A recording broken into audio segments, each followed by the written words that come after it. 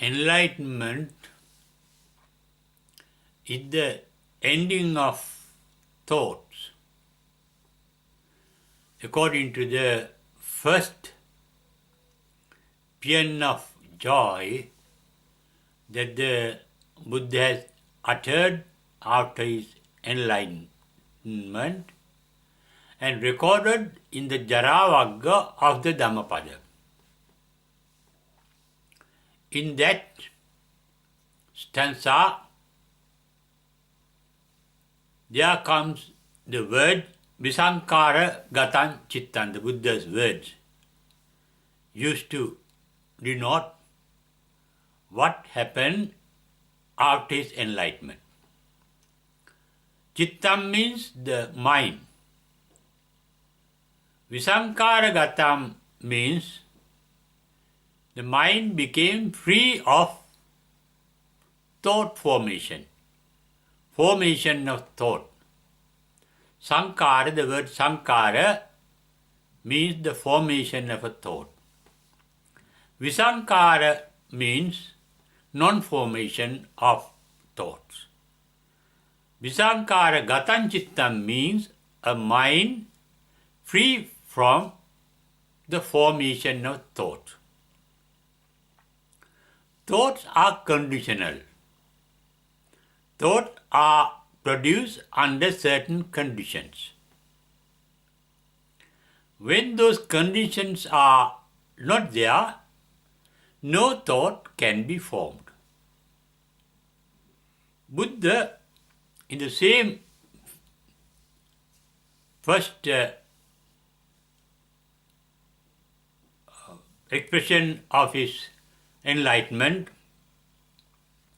found in the Dhamma Chakka Pavattana Sutta, said,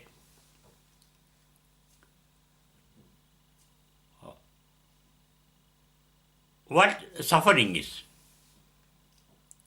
Because enlightenment is referred to as the eradication of suffering. In Pali word, dukkha nirodha.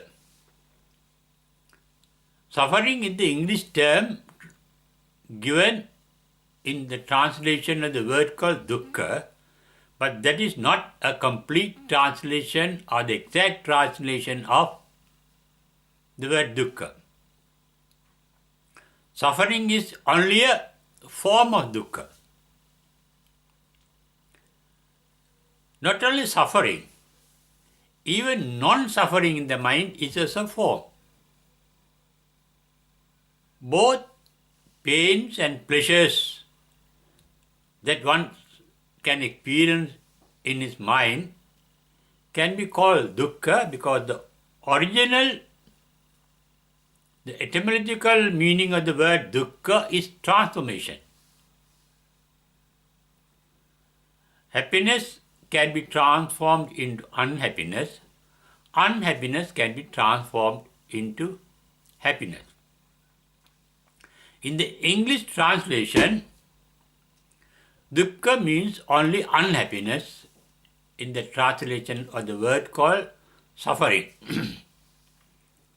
The transformation translated into English as suffering is described by the word dukkha that Buddha explained in his first sermon called Dhamma Chakka Pavattana Sutra by examples. In that it is said, Jatipi dukkha, that is, Jara is dukkha. Jati means birth is dukkha, Jara is dukkha, decay is dukkha. Sickness is dukkha, that is, Vyadhipi dukkha. Maranampi dukkha, death is dukkha. All these are transformation from one state into another state. According to Buddha's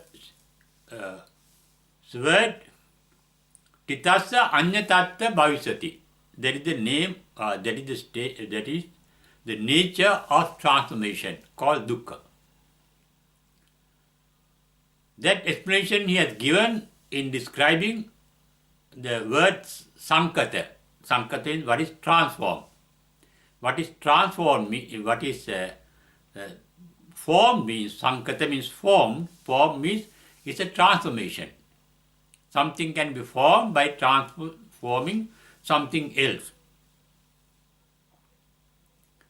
And that transformation that we can experience is only the mental transformation. We cannot accept any transformation other than the transformation in our mind. We know things through our sense organs.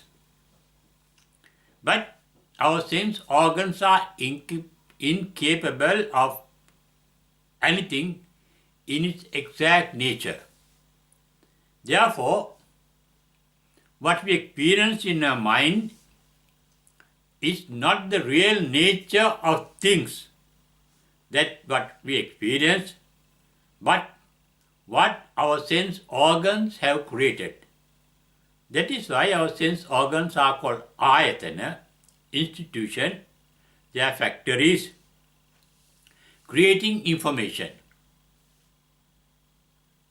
Eye creates audio images, visual images. The ear creates audio images. Pictures are created by the eye, and we can know only the pictures created by the eye, not the pictures, real pictures outside the eye. Only the sounds created by the ear.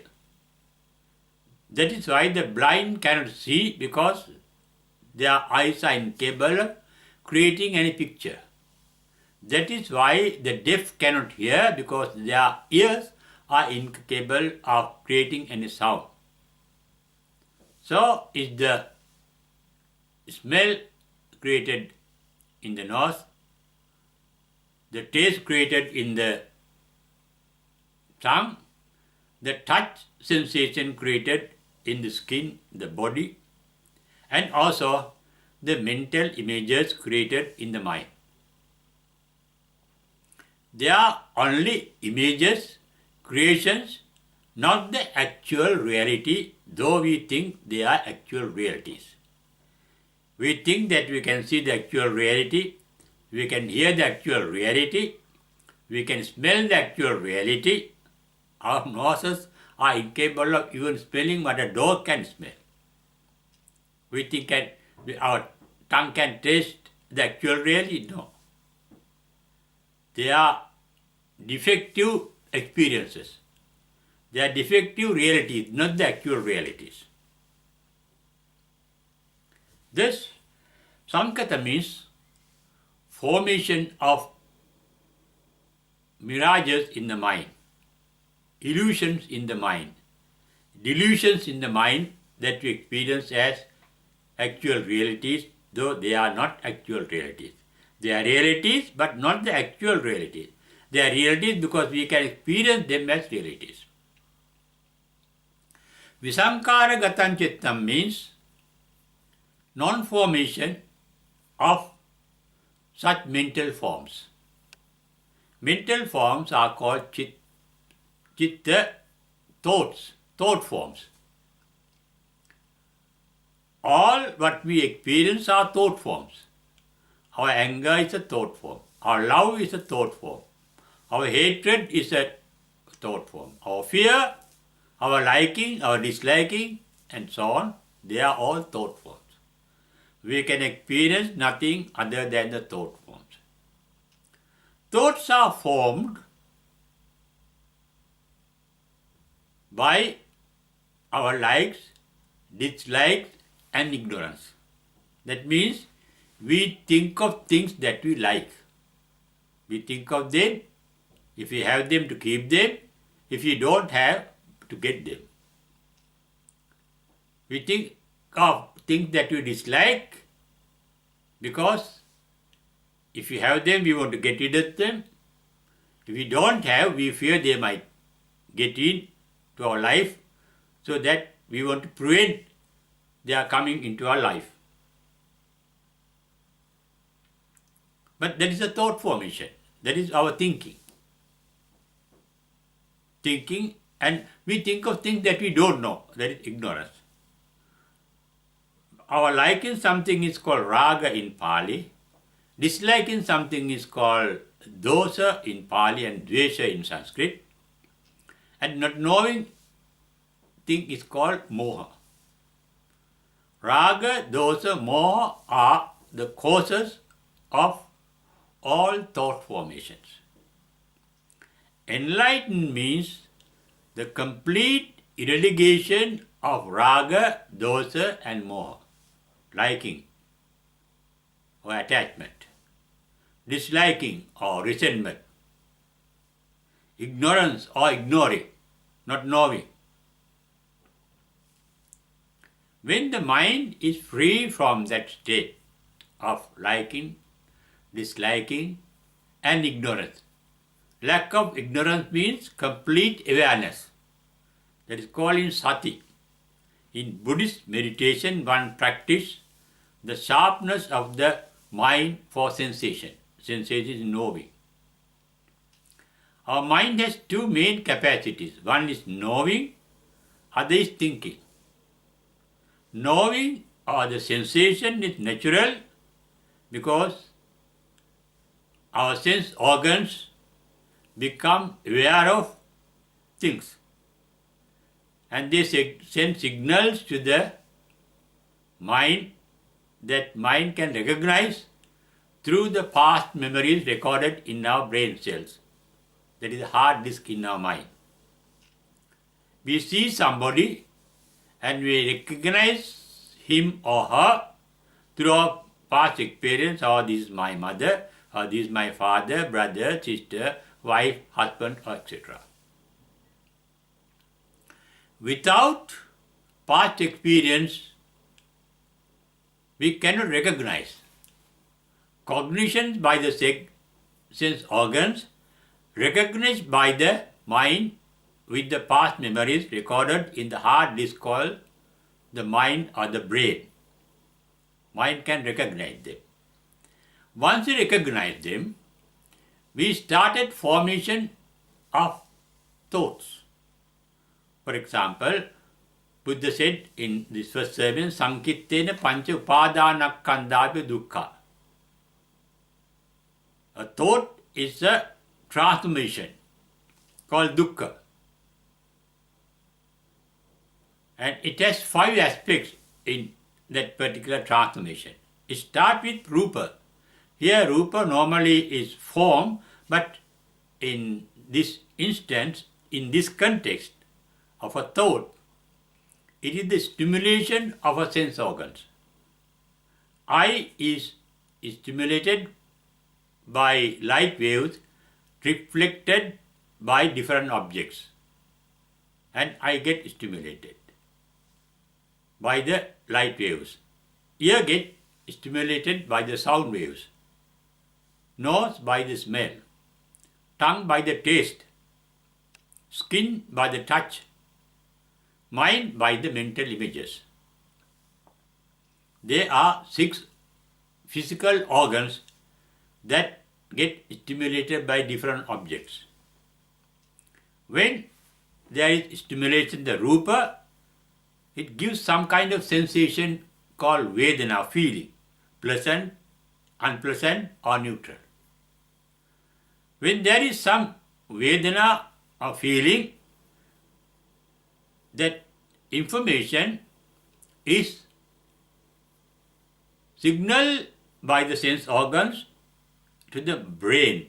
Then the brain recognizes, oh, that sound, that is the voice of the father or mother or so on. Or that form, or that is mother, father, brother, etc. A tree, a river and so on. Different forms are recognized when the eye sends signals to the brain. Then what happens is, when we recognize some signal given by the eye, we start thinking. That is called sankhara. Sankhara is formation of thoughts.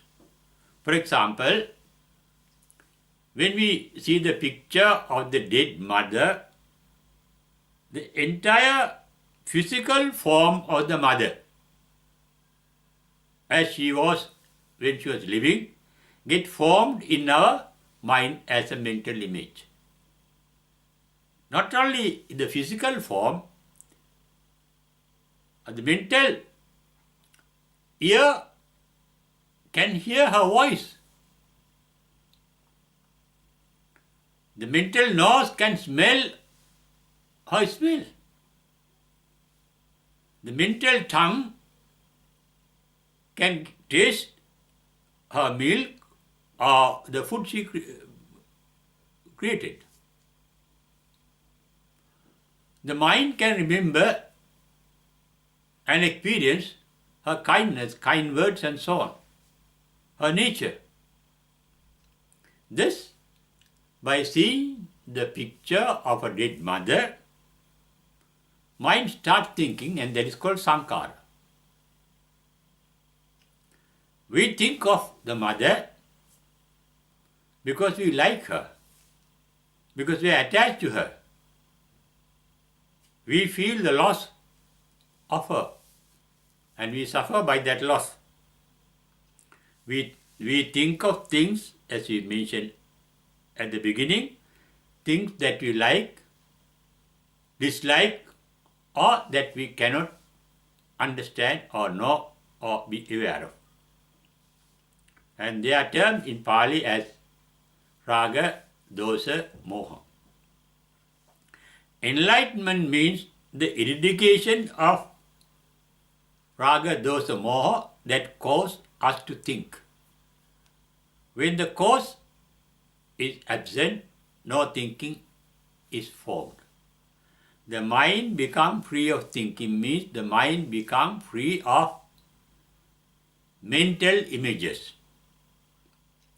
That really happens after our realization all what we experience are mental images, mental formation, not the things outside, not the actual things outside, what we have created in our mind, and they are only illusions. They are mirages. They look real, but actually they are not real. And other thing that one realizes through meditation is all thought forms appear to disappear. They are born to decay and die. Jati, Jara, Marana. Every thought form. Thoughts are born to die instantly. It's like a wave. You can't remember. A thought wave goes up, Uppada, Titi means goes to a highest point, apex, and Bhanga, it comes down. Thought forms are thought waves. They appear, waves appear to disappear. We don't experience anything other than thought waves. Then we realize if they appear, disappear instantly, there is nothing to hold on to. And there is nothing to get rid of. Or that means there is nothing to be attached to, raga. And there is nothing to be resent to.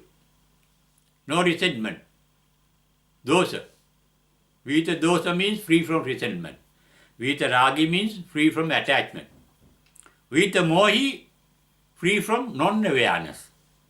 Because an enlightened mind is alert. Our mind has two capacities.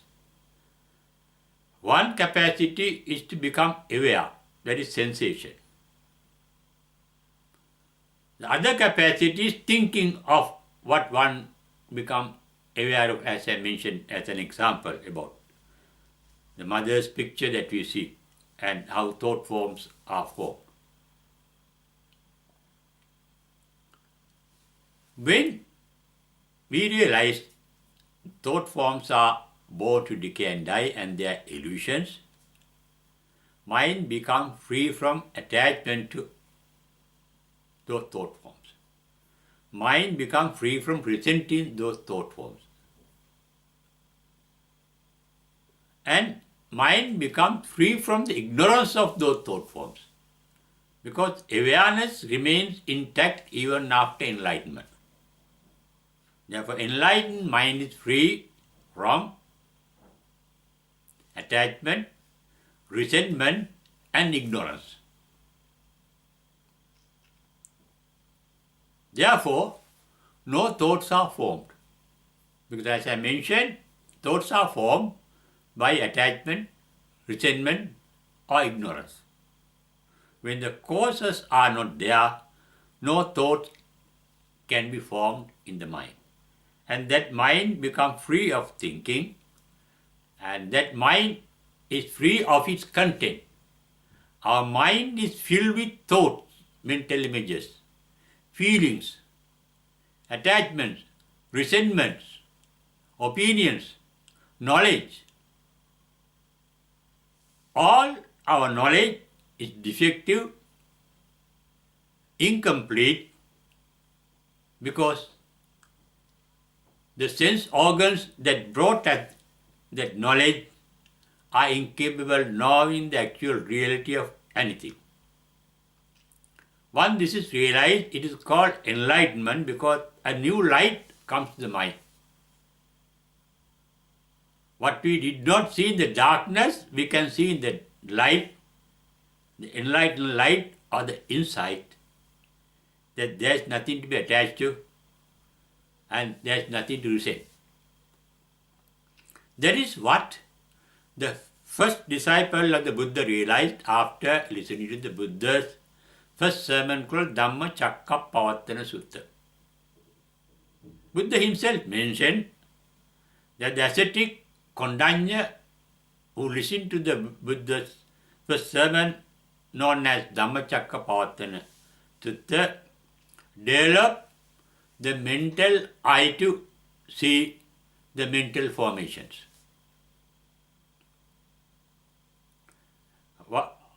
They are formed, he realized, to die and vanish. Yankinchi samudaya dhammam sabbantan nirodha dhammanti. Dhamma means mental formation, mental images. What the mind becomes aware of. The eyes can get aware of physical forms. The ear can be aware of sounds. The nose can be aware of smells. Tongue can be aware of taste. The skin can be aware of touch. The mind can be aware of mental forms. They are called Dhamma. What the mind becomes aware of. Yankincha samudaya dhamman sabbanta nirodhampati. They are born to decay and die. Therefore one realizes there is nothing that we can get attached to. There is nothing that we should resent. And there is nothing that we should be ignorant of. Just be aware, but don't be moved by the experience of knowing them. That is why it is said the enlightened mind is free from vibrations, free from motions. Vibration means emotion. Free from emotions. Puttasa loka dhamme chittan yasana kambhati, as mentioned in the Mahamangala Sutta. When they become aware of things, their minds are not perturbed, not disturbed. No liking, no disliking. Their mind is there here, sanditiko. They can hear and now. Hear means seeing, hear means ehipastika. A means here. Sandita means now, see now. They become aware of things here and now. That is why it is pachuppannena yapenti. They say things of the moment. Their mind is not traveling into the past regarding past memories, not into the future hopes. Their mind is not moving as our mind into our past, the mental past, or the mental future. Past is dead, future is unborn. The present moment is living, and they are living in the present moment only. Without thinking of the past, atitan nanu sochanti, no worries about the past. Nappajappa managata, not thinking of the future. They are content with the present moment. They see things as they are. Yatha bhuta jnana darsana, that is the Pali word. Yatha bhuta jnana darsana, because when they see things as they are, they can accept things as they are and be content with them. Yatha labha santushti. Those are the qualities of an enlightened mind. Because that mind is seeing things, sensing things, but not thinking. Feeling is called Vedana, but sensation without feeling was Vedaita. The sensation ceases at the trance called Nirodha Samapatti, that is Sanya Vedaita Nirodha Samapatti, not knowing sensation. Mind is in trance. Or after Parinibbana, final passing away. Nothing is known, nothing is sensed by the enlightened ones. But while living, when there is sensation, they don't think of them. Because they have no need, no motive. Visankara gatan chittam means cheto vimukti, free from motives. We think of things with some motive, to get them or to get rid of them or to ignore them. They are called raga, dosa, moha. Non-thinking, because the mind at enlightenment is free from raga, dosa, moha. And that mind is called empty mind, that is the nature of the Nibbana, and that is referred to in Pali as sunyata. In Sanskrit, sunyata. It is emptiness, it is a voidness. Whatever that we experience as real are ultimately not real. They all are mental images, because our sense organs, as I mentioned earlier, is incapable of knowing things as they really are. Enlightened means the dawn of the capacity to see things as they are. That is that impersonal capacity. There is no person, there is only a sight. That is why Buddha said in his first sermon at its enlightenment, Chakkum udapadi.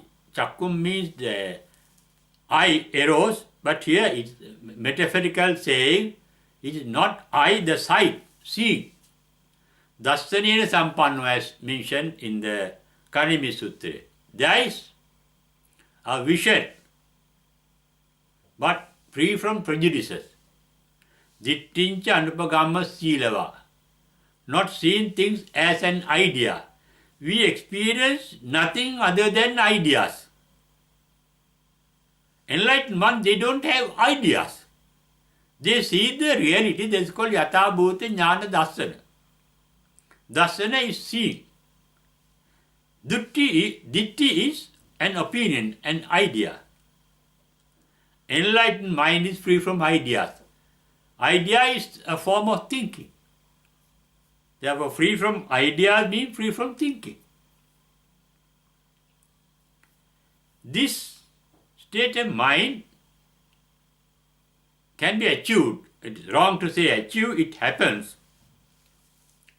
It happens means our corrupt mind, our normal human mind, get transformed at the enlightenment.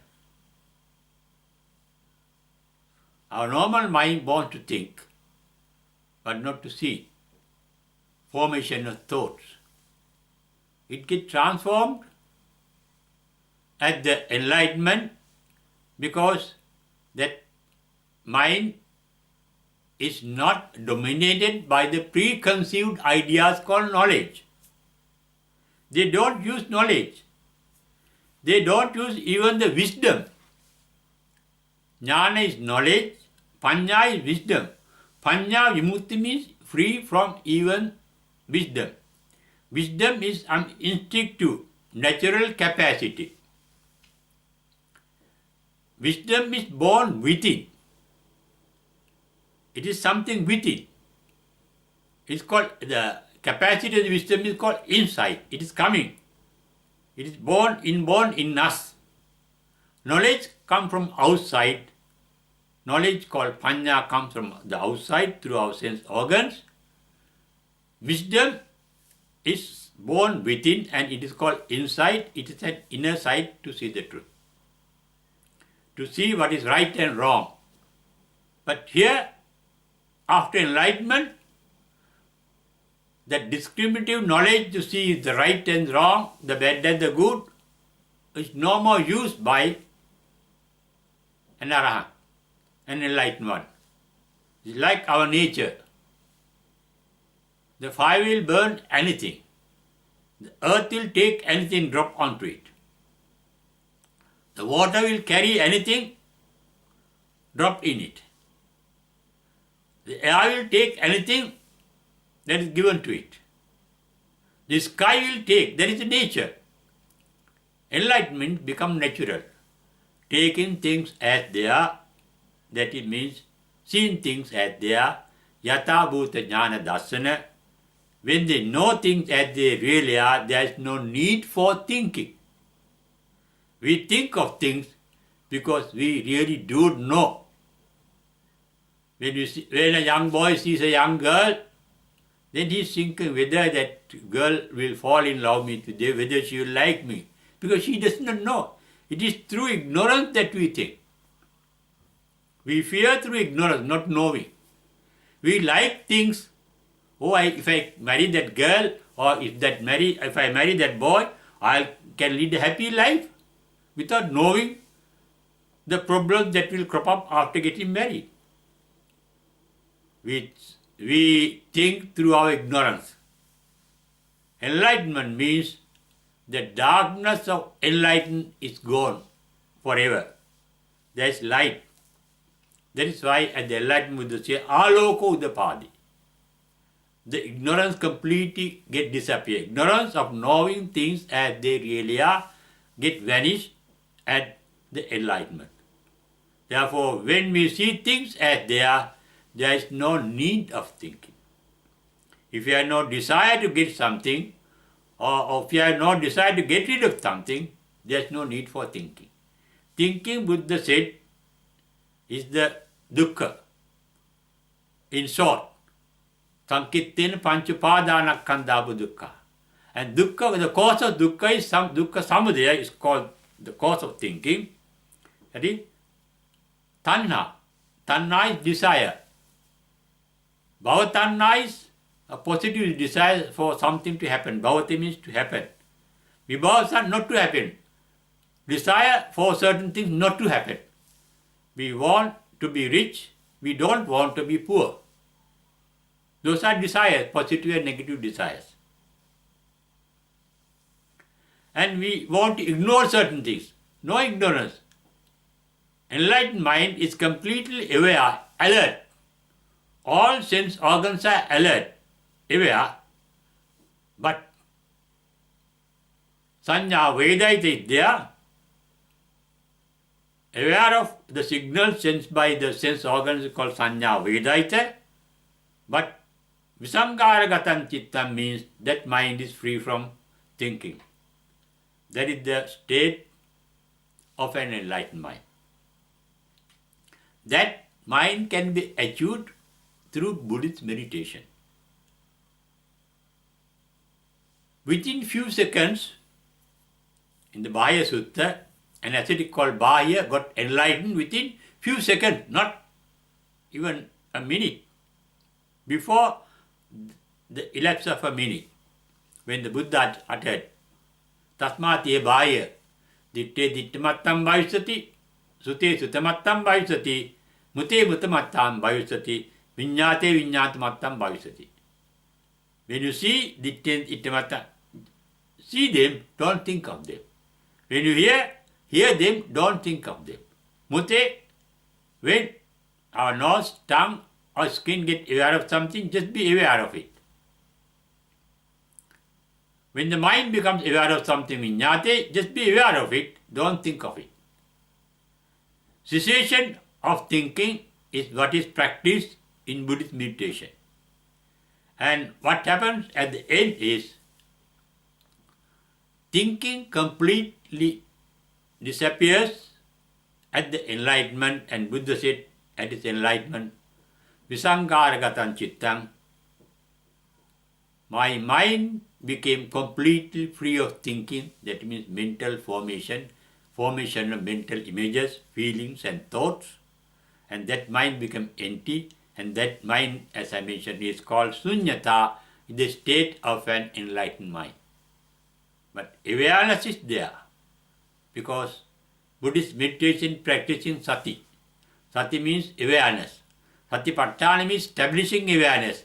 Once the awareness is completely established, there is no thinking process.